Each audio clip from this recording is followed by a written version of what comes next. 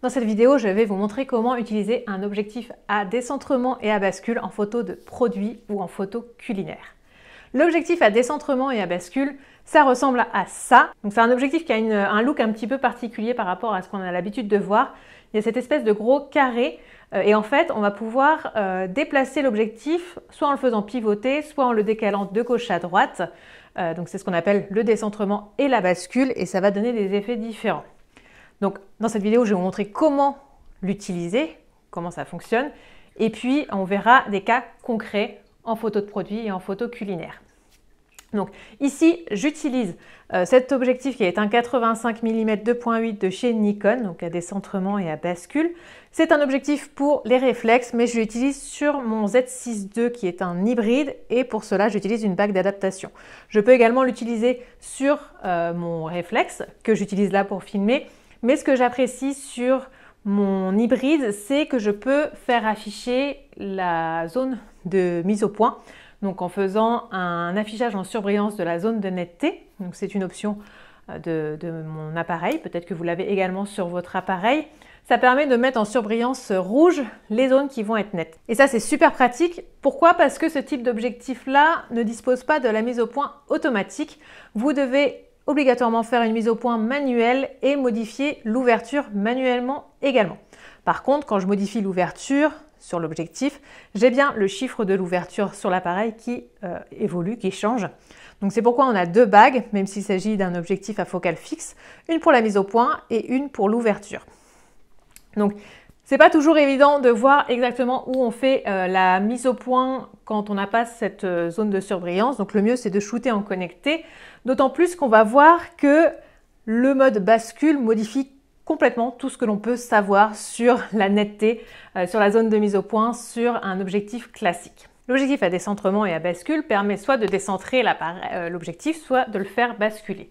Le décentrement, c'est utilisé notamment en photo d'architecture pour faire en sorte que les lignes soient bien droites. Quand vous prenez un bâtiment au sol, un bâtiment assez haut ou au contraire en hauteur, en contre-plongée, vous allez avoir les lignes qui vont se rapprocher plus vous vous éloignez. Donc quand vous êtes au sol et que vous prenez le bâtiment en point de vue en hauteur, les lignes du bâtiment, ces lignes extérieures, on va dire, vont se rapprocher, c'est ce qu'on appelle la perspective.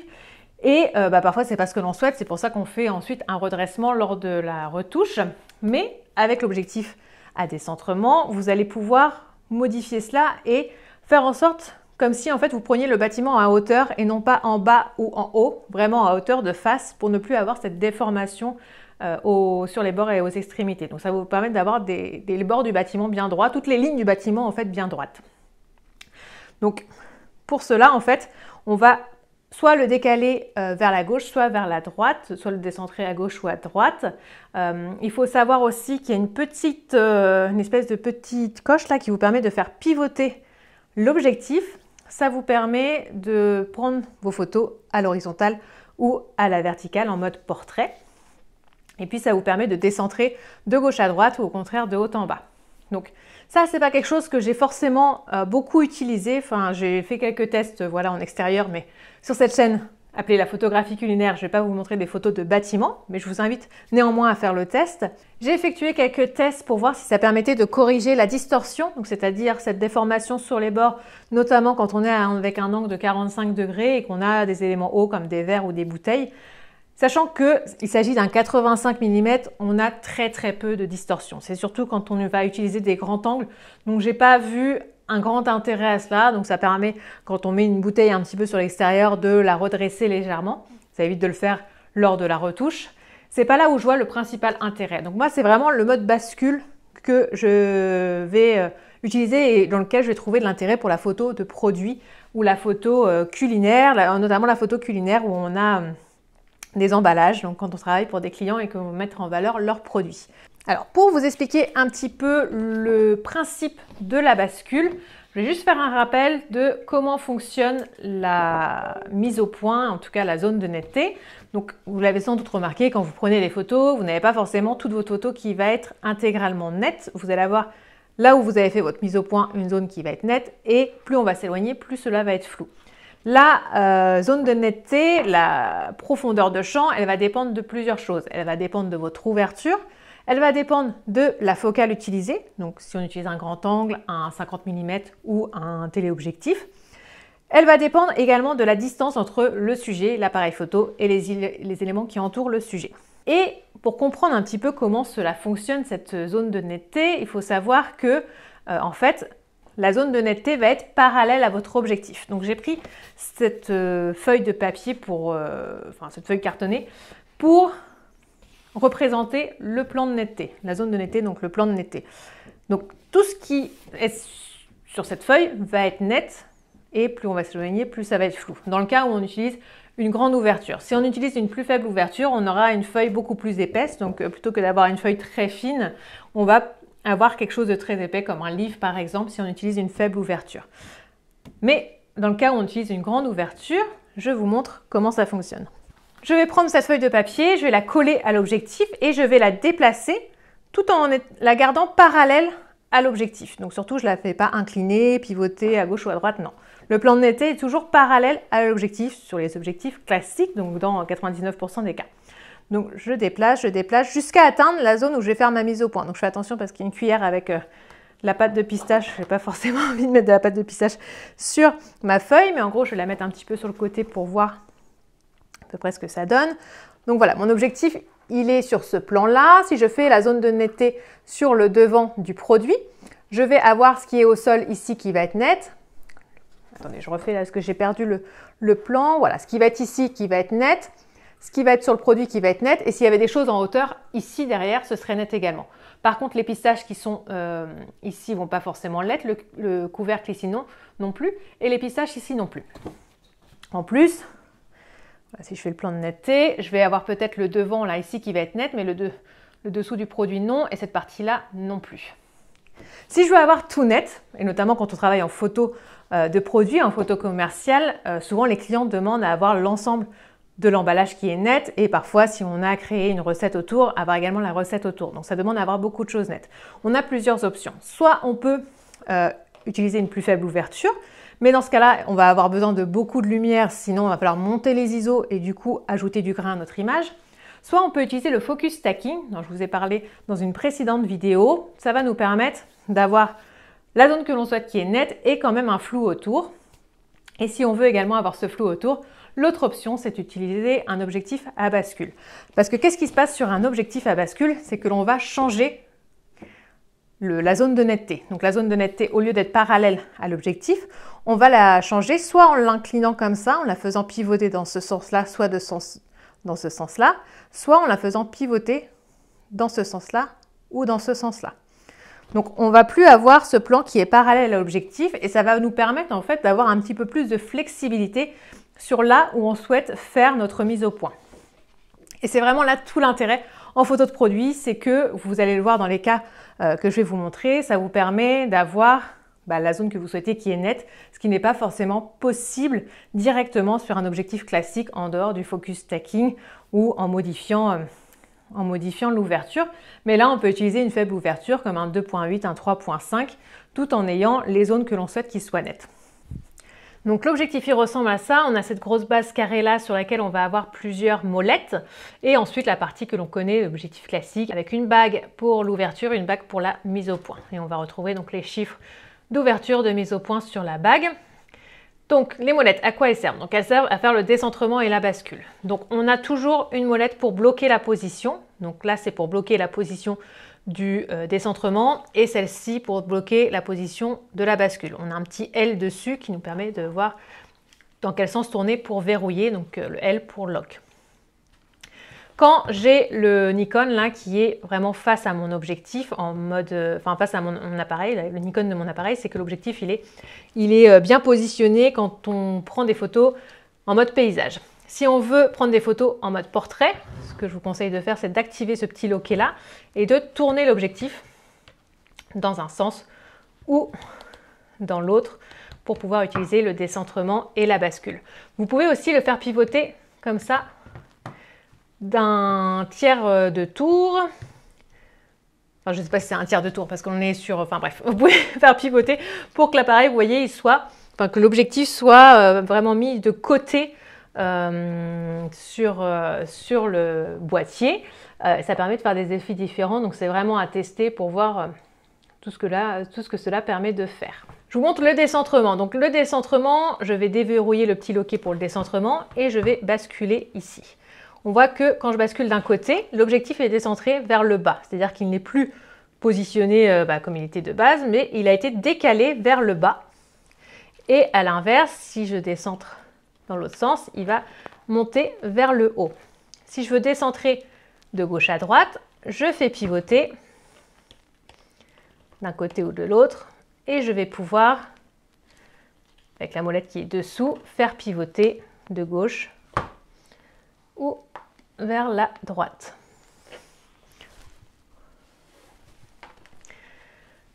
Ça, c'est également valable donc si on prend en mode portrait, donc vous pouvez faire pivoter l'objectif pour décentrer comme vous le souhaitez. Je vais me remettre au milieu et je vais reverrouiller le décentrement et maintenant je vous montre la bascule.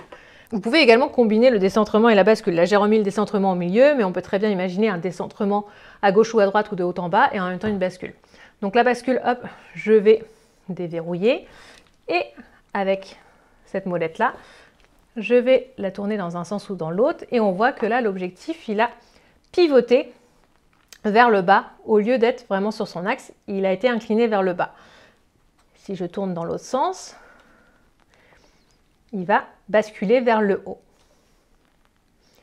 Donc voilà, il existe de nombreuses choses que l'on peut faire et là, ça nécessite vraiment beaucoup de tests pour tester la combinaison de la bascule du décentrement en faisant pivoter l'objectif sur son axe. Bref, ça permet énormément de choses.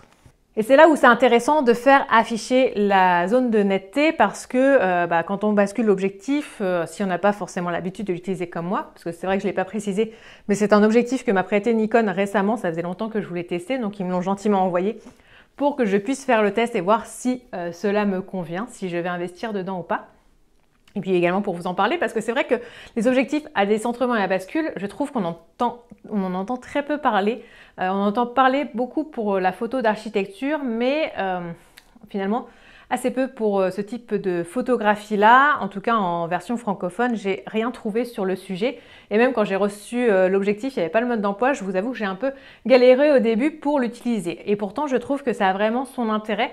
Donc, c'est pour ça que je souhaitais vous en parler dans cette vidéo. Donc avec la mise en surbrillance de la mise au point, voilà, je me déplace d'un côté, je le fais basculer d'un côté et de l'autre et je vois instantanément avant de prendre la photo où va être la mise au point et si j'ai bien dirigé la mise au point là où je le souhaitais. Notamment là, ce qui m'intéresse sur ce point de vue là, ce que je vais vous montrer juste après, c'est d'avoir une diagonale ici du couvercle au devant du produit et à la cuillère. Un autre intérêt aussi que l'on peut retrouver en photo d'architecture ou de paysage, je vous mets un lien dans la barre d'infos, c'est ce qu'on appelle l'effet tilt shift. D'ailleurs, ce type d'objectif en anglais, c'est un objectif, c'est tilt shift lens. Et donc cet effet, on peut parfois le retrouver directement sur le boîtier. Si vous avez des effets qui sont disponibles, vous avez peut-être cet effet-là, tilt shift ou miniature. Et en fait, ce que ça va vous faire, c'est vraiment un effet miniature, c'est-à-dire que vous allez avoir une très faible zone qui va être nette, donc généralement une bande verticale ou horizontale. Et on a comme l'impression que les personnages sont des miniatures, qu'on est dans un paysage miniature. Ça fait un effet vraiment particulier et c'est réalisé avec ce genre d'objectif-là. Ce que l'on peut avoir aussi, moi personnellement, dont je ne suis pas ultra fan parce que ça donne un rendu un petit peu naturel par rapport à la façon dont fonctionnent la plupart des objectifs et donc par rapport à ce qu'on a l'habitude de voir, c'est avoir la moitié de la photo qui est nette. Donc la moitié gauche, la moitié droite ou la moitié haute, la moitié basse. Donc par exemple, vous prenez un animal en photo ou une personne en photo, un portrait, vous allez avoir que son côté gauche qui va être net et le reste flou. Donc c'est un petit peu particulier, mais ça peut aussi créer, on peut aussi l'utiliser pour des effets un petit peu artistiques, des effets un petit peu qui changent de ce qu'on a l'habitude de voir. Par exemple, on peut imaginer un portrait où on a uniquement le regard qui est net et le reste flou, donc juste cette bande-là nette, avec donc la partie bascule, un petit peu comme l'effet miniature. Donc là, c'est pour un petit peu les utilisations en dehors du culinaire. Maintenant, je vous montre ce cas particulier-là, ce premier cas-là, où on va utiliser la bascule pour faire la mise au point sur une diagonale. Voilà, là, j'ai effectué une bascule. Si je fais apparaître le masque de mise au point, donc sous Capture One, ça nous permet de voir en vert les zones qui sont nettes, on voit bien que j'ai donc le couvercle là avec pistache qui est net, ici le devant là qui est net et également cette partie-là de la cuillère qui est nette. Donc j'ai vraiment cette diagonale nette ici, alors que si je prends la première photo, et ben là on était sur un plan de netteté classique, donc vraiment parallèle à l'objectif. Donc on a cette partie-là, la cuillère ici qui est nette, cette partie-là qui est nette, une partie ici, mais du coup la partie pistache n'est pas nette. Donc ce que j'ai fait tout simplement, c'est que j'ai fait pivoter l'objectif de façon à l'utiliser en mode vertical, en mode portrait. J'ai laissé le décentrement tel quel, donc il est verrouillé normalement. J'ai déverrouillé ici, avec cette petite vis là, la bascule et je l'ai complètement pivoté sur le côté. Si je le pivote de l'autre côté, j'ai une diagonale dans le sens inverse, donc là ça ne fonctionne pas par rapport à comment j'ai fait mes mises en scène, mais du coup la mise en scène aussi on la travaille par rapport à là où on veut avoir les objets pour qu'ils soient nets. Deuxième cas pratique, alors là je vous retrouve dans une autre installation, je me suis carrément mise au sol, tout simplement parce que je voulais vous montrer l'exemple du flatlay, donc la prise de vue de dessus, et qu'avec un 85 mm sur une table, ça demande d'avoir l'objectif, en tout cas l'appareil, au plafond, ce qui est assez peu pratique, vous en conviendrez. Donc là, ce que je voulais vous montrer, c'est qu'on peut avoir un résultat un petit peu différent avec un objectif à bascule quand on est sur un flatlay. Un flatlay, donc une photo vue de dessus, généralement, de par le fonctionnement du plan de netteté que je vous ai expliqué juste avant, on va avoir tout qui va être net, en tout cas tout ce qui est sur le même plan qui va être net. Donc là, j'ai pris un exemple avec des pots de miel, donc ils sont tous de la même taille, de la même marque, mis les uns à côté des autres. Et donc logiquement, quand on est avec un objectif classique, en mode classique, on va avoir tous les pots qui vont être nets à partir du moment où on fait la mise au point sur le dessus d'un des pots. Là, avec l'objectif à bascule, on peut avoir quelque chose de différent et c'est là où on peut commencer à s'amuser, à avoir des choses un petit peu artistiques. C'est que, par exemple, j'ai disposé tous ces pots de miel les uns en dessous des autres. Eh bien, je vais pouvoir faire en sorte d'en avoir un seul de net et non pas tous. Par exemple, si on veut mettre en valeur un de ces pots et non pas l'ensemble, vraiment faire le focus sur un seul de ces pots, c'est tout à fait possible. On peut imaginer la même chose si j'avais ces pots de miel les uns au-dessus des autres en vue de face, on pourrait en avoir un seul de net, alors que s'ils sont tous alignés, normalement, en version classique, tous seraient nets.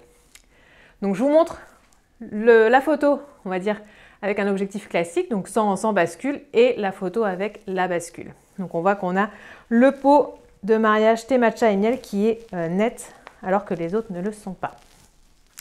Et en fait, j'ai trouvé un autre intérêt au décentrement, enfin en tout cas un intérêt au décentrement, puisque je vous disais que je n'utilisais pas forcément le décentrement en photo de produit. Et bien c'est tout simplement quand on va être comme ça, vu de dessus, et quand on utilise un système au sol ou un trépied avec un bras horizontal, qui est l'un des premiers trépieds avec lesquels j'ai commencé, d'ailleurs celui qui est utilisé là pour filmer cette vidéo.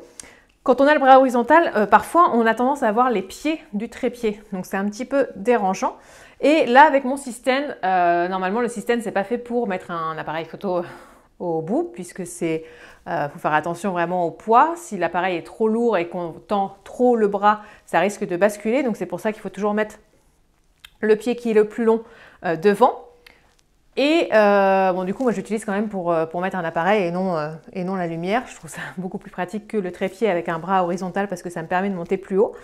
Mais tout ça pour vous dire que si je tends pas mon bras au maximum, je vois le pied sur mes pots de miel. Et donc si je veux pas voir ce pied-là, qui est le plus long, eh bien il faut que je recule et du coup que j'étire ce bras-là. Et j'ai peur que ça crée de l'instabilité. Je veux pas qu'il arrive quoi que ce soit à cet objectif et à mon appareil non plus. Donc là, je suis décentrée. Je vois les pots de miel sans voir le pied. Là, on voit mon pied, les chaussettes, mais on ne voit pas le pied. Si je le décentre pas, donc je le mets en mode normal, comme un objectif classique, on voit que je vois le pied là, je vois plus les pots. Il faut que j'étende le bras, tac, et pour ne plus voir les pots, il faut que je l'étende à peu près jusqu'ici.